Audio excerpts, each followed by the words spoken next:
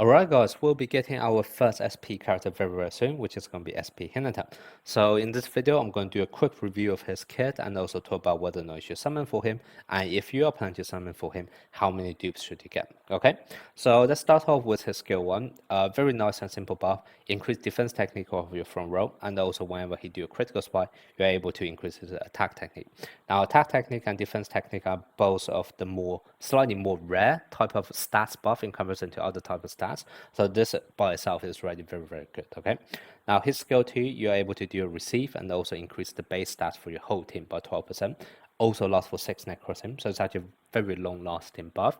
The only thing I would say is that because Hinata, you tend to actually build him with a quick spiking build rather than receiving build. So depending on who else you have on your team, your Hinata may not actually be the one end up receiving a lot, okay? But if you do actually happen to receive, then obviously this is a very nice buff, also lasting for a long time.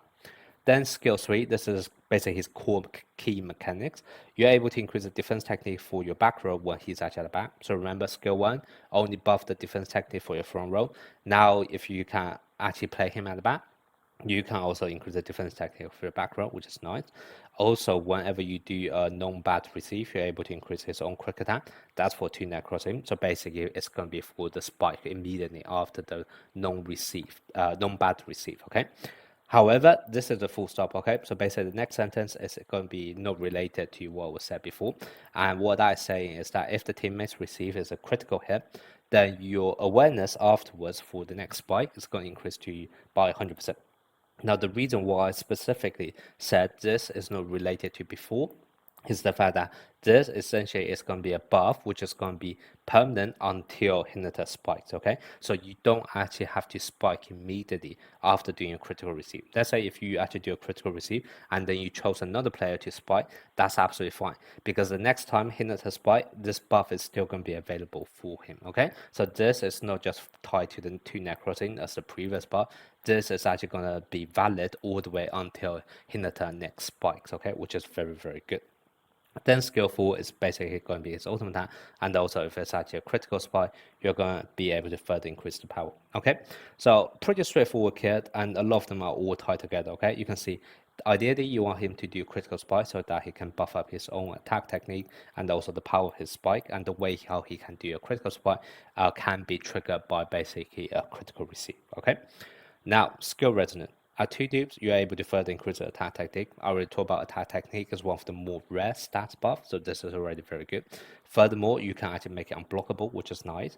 And also, not only make it unblockable, you're also able to reduce the enemy's crit rate for both attacks and also defense. So basically, both awareness and reflex.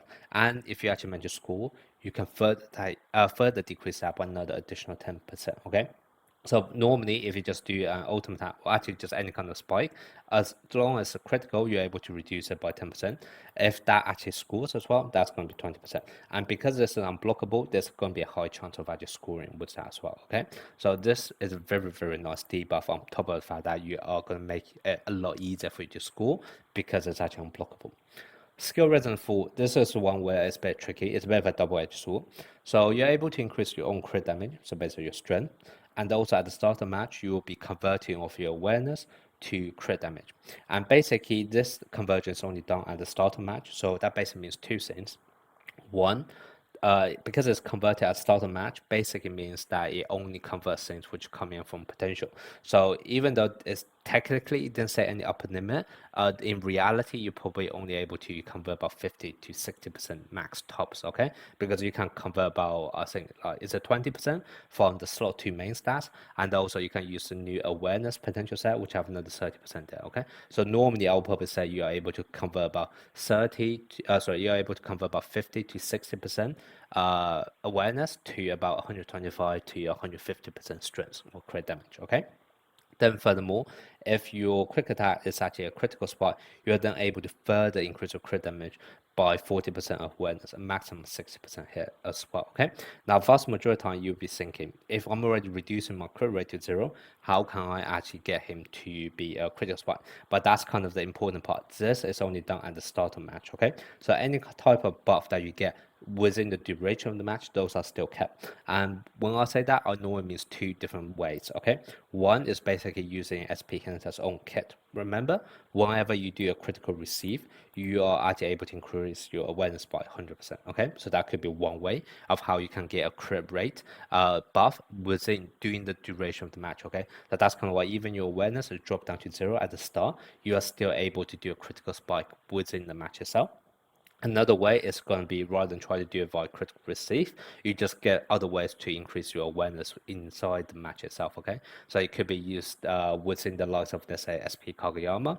You can increase awareness by about 40 or 50%. You can also do the likes of SP Orikawa or SP Akashi in the future, who can also do huge amount of awareness buff, okay? So those are all valid ways of how to get SP Hinata to still do a critical spot, even though awareness has already been converted at the start of the match.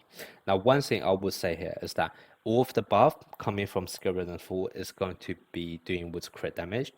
And what that basically means is that it's going to turn SP Hinata into a very extreme case where if he is not able to do a critical spy, essentially he's going to hit like a wet noodle, okay? Because he, further of all, if it's not a critical spy, it can be blocked. It's not able to get those additional attack technique buff. It's not able to get those additional power from his ultimate attack, and furthermore, obviously, because it's not critical, you're not benefiting from all of those huge amount of critical damage buff that he's getting from his own skill rhythm 4.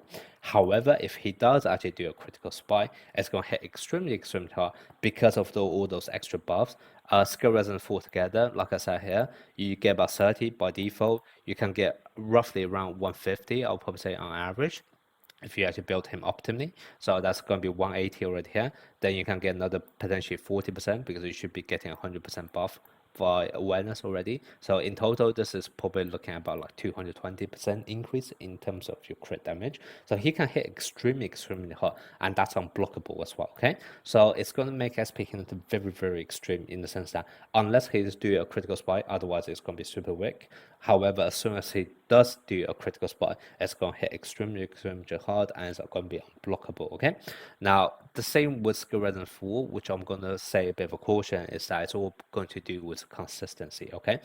Because you're going to hit so of the extreme end where your non-critical spike is going to be so weak, and the fact that you're actually reducing your awareness all the way down to 0, it's obviously going to reduce the consistency of how often you are actually able to do your critical spike, okay? So before you, let's say, pull the trigger to do extra summons, try to get him to skill rhythm 4, just have a bit of a simulation in your head. What is actually going to be the likelihood of your SP Hinata actually do a critical spike, okay? I'm going to give you a simple kind of like simulation example calculation. Obviously, you guys need to tweak it yourself depending on the type of teams you have. But basically, the example calculation I'm going to give you guys is that, remember what I said earlier? The buff to SP Hinata's awareness is going to last all the way until he spikes. And basically, if we are to talk about how many receives you are likely to get between SP Hinata spikes, normally we'll be talking about 3 receives, okay? Because normally, as quick spike, I believe his cooldown should be 8 net crossings. And normally within 8 net crossings, you should be able to do 3 receives.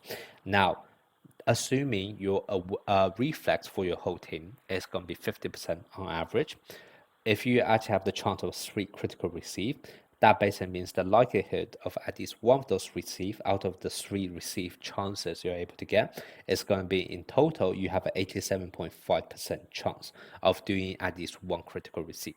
And therefore, your SP Hinata is able to guarantee pretty much a critical spike because he can trigger this buff, okay? So if your team's average reflex is going to be 50%, you have an 87.5% chance of doing a critical spike, okay? Use that as a rough reference.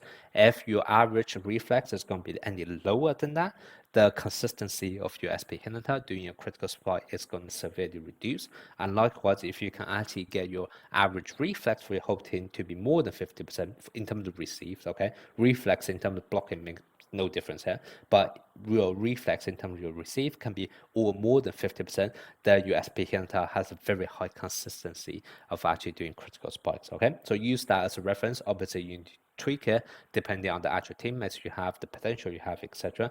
But I'll probably suggest that as a rough rule of thumb, unless you get anything that's say at least 50% across your whole team in terms of reflex receive. Otherwise, this S skill Resident 4 can be very, very risky for you guys, okay? Because like I said, if SP Hinata is not actually able to do a critical spy, it's going to hit like a wet noodle, okay? So be slightly careful with that. But I'll probably say as a minimum, definitely try to go to skill resistance 2 for SP Hinata because this unblockable spike is just way too important for him, okay? So that's basically going to be my review of SP Hinata. Obviously, he has other bond skills. They're all pretty nice bond skills. The only thing which can be somewhat double-edged sword is going to be the one with Yu Kageyama. I already talked about that in my review for Yu Kageyama, so I'm not going to repeat again. You guys can just read up there. But a short summary here is that this is a bit of a double-edged sword because you would actually end up consuming a lot more of the buffs from Kageyama on the receives on in term rather than the actual spikes, which is ideally where you want the buffs to go. So unless you also want to play SP Nishinoya in the same team together, otherwise this can actually be a bit more harmful than able to do any goods. Okay, so that's probably the only deployment bond that you have to be slightly careful of. But the deployment bond with Kenma and also this one with SP Suki, they are both extremely good. Okay, so with all of that being said, should they actually summon full SP Hinata? So, to me, SP Hinata is a must summon character, but the question is going to be when, okay? So, the reason why SP Hinata is a must summon character, in my opinion, is that he is actually one part of a group of 4 characters, which is going to be SP Hinata, SP Kenma, SP Suki, and SP Kuro, which forms a very, very strong and also flexible core. Okay, this core of 4 players can be used as the foundation for a quick spiking team. It can be used as the foundation for receiving specialty team, and also the foundation for block specialty team. And that basically makes the 4 of them very, very easy to pivot quickly into different speciality. And now with the position limit update, it's actually very important to counter the enemy specialty because you get a huge buff when you actually counter them, okay? And that basically means your SP Hinta is going to be extremely important because very likely you would have to build multiple specialty. And if you can invest all of your resources in those 4 players, you're going to save huge amount of resources when you need to pivot across different specialty, okay? And that to me makes it very important that you have to summon for SP Hinata eventually at some point. However, like I said, the value of SP Hinta is going to be heavily tied into the other 3 members I'll talk about, okay? I didn't even go into too much details in terms of Suki and Kuro, but I mean, you can kind of already tell the importance with Suki here, which is that you are actually able to reduce the cooldown of his ultimate attack. And remember, his ultimate attack can hit extremely hard and also unblockable. So that's already the one very strong deployment bomb with Suki. And also the same with Kenma is that Kenma can actually increase the reflex for your whole team. And remember, that's going to be very important for you to get over that, let's say, the rough 50% reflex threshold that I just talked about earlier in order to make sure your SP Hinter can almost still always crit on his spikes, okay? So it's going to be a very important call for you to have all 4 of those characters together. However, because SP Hinter is the very first SP character, if you actually summon for him now, it could still be a while before you actually are able to complete this core of 4 very strong characters together.